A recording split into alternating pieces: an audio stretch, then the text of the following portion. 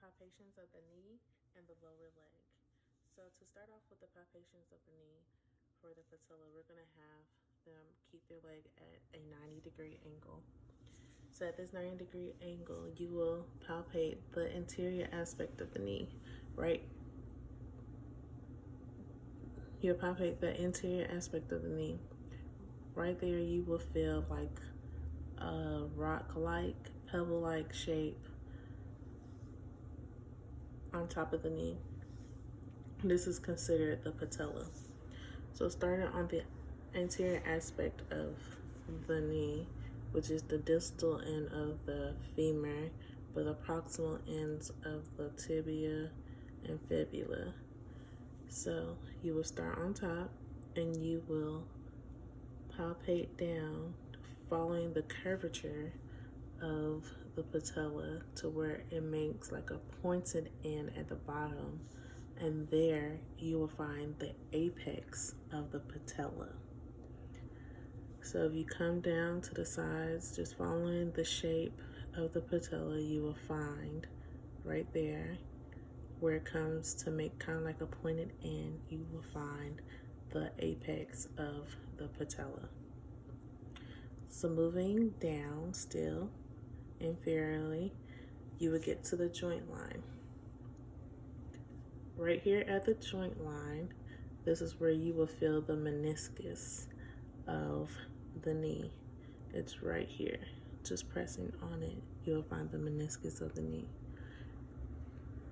So starting right here at the joint line, and at the joint line, we're going to palpate for the MCL and the LCL. The MCL is on the medial aspect of the knee, and the LCL is on the lateral aspect of the knee. The MCL stands for the medial collateral ligament, and the LCL stands for lateral collateral ligament. So starting with the MCL, right here at the joint line, we're going to move our thumb to the side medially, and you will feel like a band-like structure, and that would be the MCL. So when you're palpating the knee at the joint line, you will move up medially, kind of like you're making like a U shape in a way around the knee, and you'll feel the band-like structure, and that will be the MCL. So starting back at the joint line, moving laterally on the knee, you'll feel that same band-like structure on the side of the knee, and that would be the LCL. It's a band-like structure, kind of tough, and that would be the LCL. So coming back down to the joint line, if you go down a little bit at the proximal end of the tibia, you will feel ridges right under this meniscus. These ridges are considered to be where the tibia plateau is. The tibia plateau is right here where the ridges are, and the meniscus sits right on top of it. Right on top of it is where the patella plateau, right on top of the patella, the tibia plateau is where the meniscus sits. Underneath it, where these ridges are, is the tibia plateau.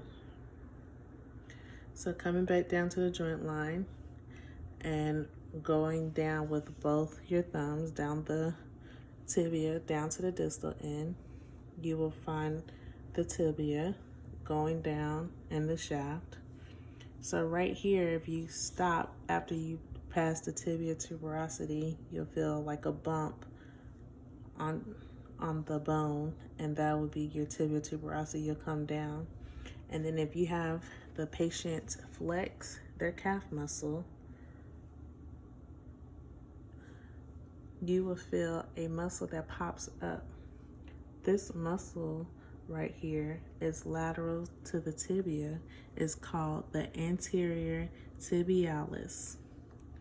So you come off the bone and move laterally, and when they flex, you will feel the muscle, and that muscle right there is called the anterior tibialis. This muscle also sits right next to the fibia bone. So it's between the tibia and the fibula is where the anterior tibialis sits. So you go down past the tibia tuberosity, and you'll move laterally, and you have them flex, and you will feel the anterior tibialis muscle, which is located laterally to the tibia bone.